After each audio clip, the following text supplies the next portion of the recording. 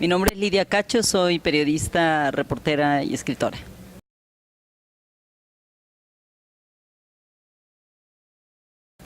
Bueno, mi vida ha cambiado radicalmente como la de la mayoría de las y los periodistas en los últimos 10 años. Hace ya 12 años que fui secuestrada por la policía por haber documentado una red de trata de niños y niñas y pornografía infantil vinculada con políticos de altos niveles. ¿Cómo ha cambiado mi vida? Bueno, pues perdí una buena parte de mi privacidad.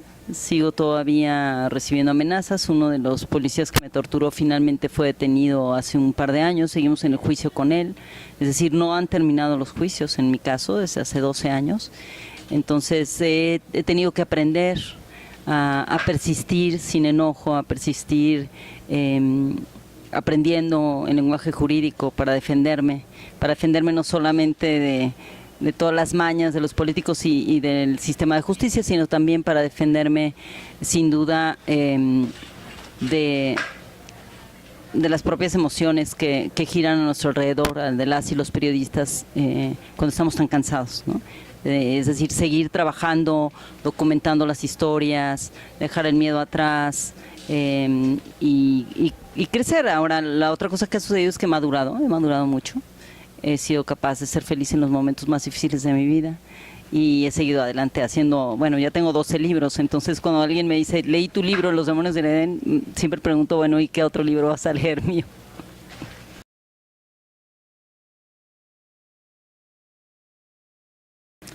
Mira, yo creo que eh, depende mucho de la mirada de quien narra la historia del periodismo mexicano, sin duda, más allá de si lo haces de la academia o desde la vida cotidiana de quien lo ejerce como nosotros. El periodismo está en una crisis profunda, pero no solamente en una crisis de identidad, sino también en una crisis en la que hemos podido evidenciar la corrupción dentro de los propios medios. Nos hemos atrevido por primera vez en la historia del periodismo mexicano probablemente a empezar a hacer una crítica profunda a quienes son los propietarios de los medios, a la colusión entre ellos y los servidores públicos, al monopolio del papel, que sigue siendo un asunto del que ya casi nadie habla porque creemos que los medios electrónicos ganaron la batalla, pero quienes siguen recibiendo más dinero, como acabamos de ver recientemente en las nuevas investigaciones sobre la cantidad de dinero que ha entregado no solamente el presidente, sino los gobernadores a diferentes medios aliados al poder.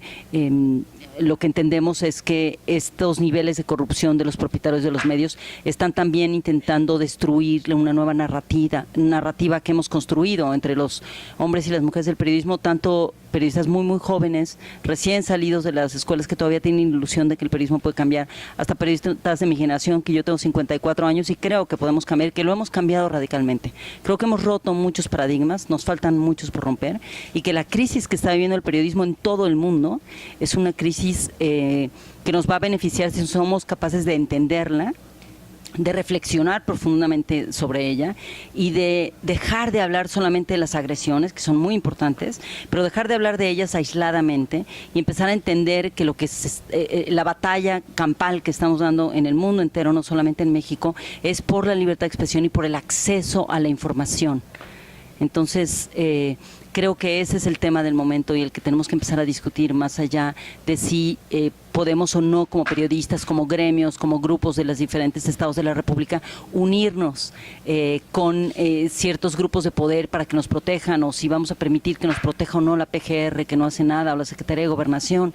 Es decir, ¿qué papel estamos jugando como reporteras, reporteros, periodistas, dueños de medios o creadores de nuevos medios electrónicos, y como estudiantes de periodismo en las diferentes universidades? ¿Qué papel estamos jugando de verdad en términos de crear nuevas narrativas y de atrevernos a posicionarnos en un lugar distinto que sea muy crítico de los medios convencionales, incluso los medios que se creen de izquierda o que dicen ser de izquierda, pero que ya están cómodamente sentados junto a la silla del águila?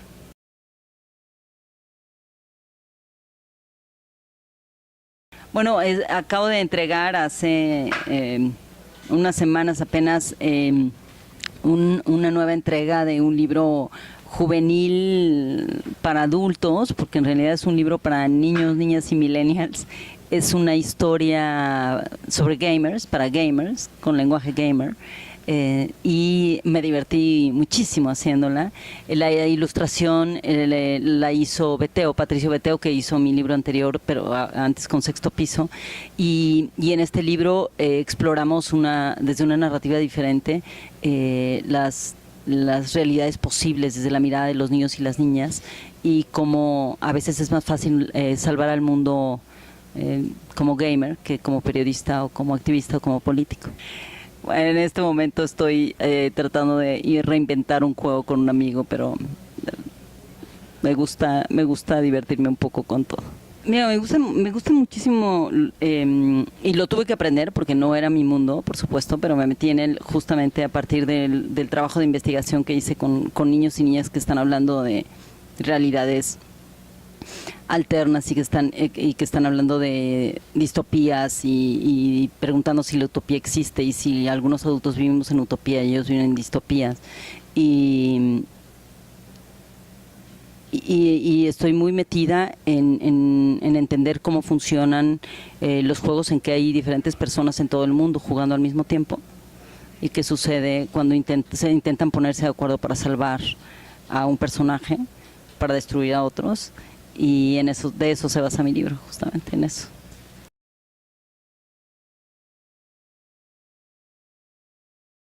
Mira, no, yo creo que el discurso de la renovación de las instituciones es una mamarrachada. ¿Cómo puedes renovar algo que está podrido? Es como poner merengue en un pastel de mierda. Es decir, tú tienes que deshacerte de ese y crear una nueva receta. Es la obligación que tenemos en este momento. Quien hace análisis y dice que las instituciones se pueden reconstruir en el nivel de destartalamiento que tienen, se está engañando o quiere engañar a quien escucha, ¿no? Por lo menos es mi punto de vista. Yo lo que creo es que lo que tenemos que hacer es seguir trabajando en cómo se construyen los paradigmas de los liderazgos, tanto políticos como de las organizaciones civiles, en los propios medios. Es decir, ¿qué significa el liderazgo? Los liderazgos verticales, maltratadores, que humillan al otro para educarlo, para entrenarlo, excluyentes, son los liderazgos que más odiamos en la política, pero son los que más reproducimos en todos los demás ámbitos, en los ámbitos universitarios, en el periodismo, en las organizaciones civiles, ¿no? Hay una gran violencia que se ejerce todos los días. Entonces, si no seguimos cuestionando la verticalidad que ha cuestionado el feminismo durante muchos años desde una perspectiva filosófica, política, desde el activismo, desde el análisis de cómo se van a transformar las instituciones políticas, no vamos a cambiar nada. Entonces, creo que es eso, es cómo rompes estos paradigmas en lugar de intentar parchar algo que ya sabemos que no funciona.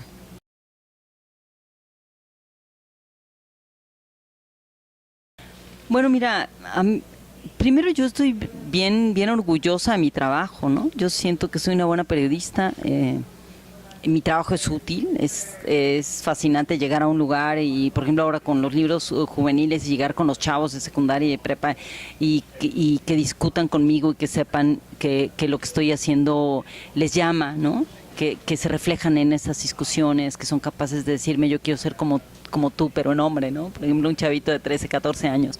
Todas esas cosas me revitalizan porque me hacen recordar que el periodismo es útil y es indispensable para una sociedad como la nuestra y como cualquier otra, pero particularmente como la nuestra. Entonces, bueno, pues eso, el amor, bailar, reírme mucho, me encanta cocinar, tengo una vida privada muy gozosa, ¿no? Me gustan mucho los animales, tengo 4 perritas y tengo gallinas y un huerto y vivo cerca del mar y voy a bucear, es decir, cultivo mi vida emocional y personal todo el tiempo y me voy de parranda con mis amistades. Es decir, no dejo de disfrutar la vida porque es lo que nos quieren arrebatar cuando nos agreden, ¿no? A las periodistas, lo que nos quiere arrebatar la violencia de Estado, lo que nos quiere arrebatar la violencia en todos los sentidos, el secuestro de una persona, de un familiar, las agresiones en las universidades, sea donde sea que se ejerza la violencia, lo que la violencia quiere arrebatarnos son las ganas de vivir. Y yo estoy muy consciente de ello.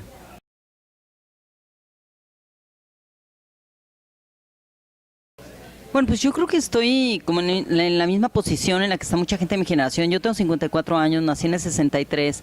En el 68 mis tíos, la gente cercana a mi madre, que era una psicóloga que estaba todo el tiempo haciendo trabajo de activismo social, el tema era el 68, aunque yo era una niña, y más tarde en el 71 las desapariciones de estudiantes. Entonces yo crecí con esta sensación de ansiedad, de tratar de entender por qué desaparecían a las y los estudiantes, por qué la necesidad de silenciar con la muerte a las personas. Y bueno, mi reflexión en este momento es profundamente emocional todavía no llego a la etapa en la que puedo hacer como una reflexión más filosófica, más técnica, más pragmática.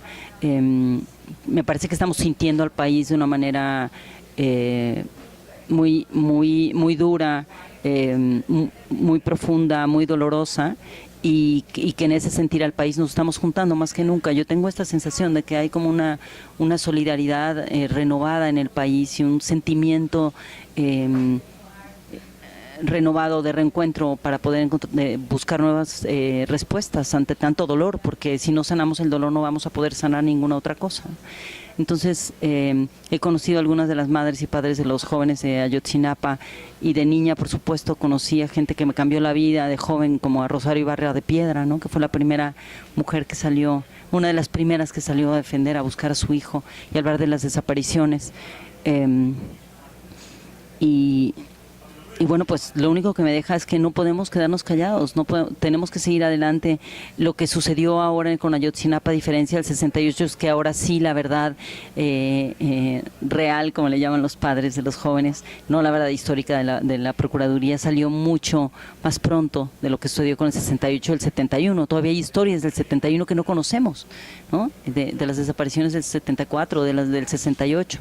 Y ahora tenemos la historia verdadera de Ayotzinapa en nuestras manos, en nuestra mirada y en nuestra historia, ¿no? Y se la tenemos que contar a los niños y las niñas de tal manera que sepan que ninguno de ellos, cuando se convierta en un líder político o militar o policíaco, tiene derecho a tomar la vida de nadie.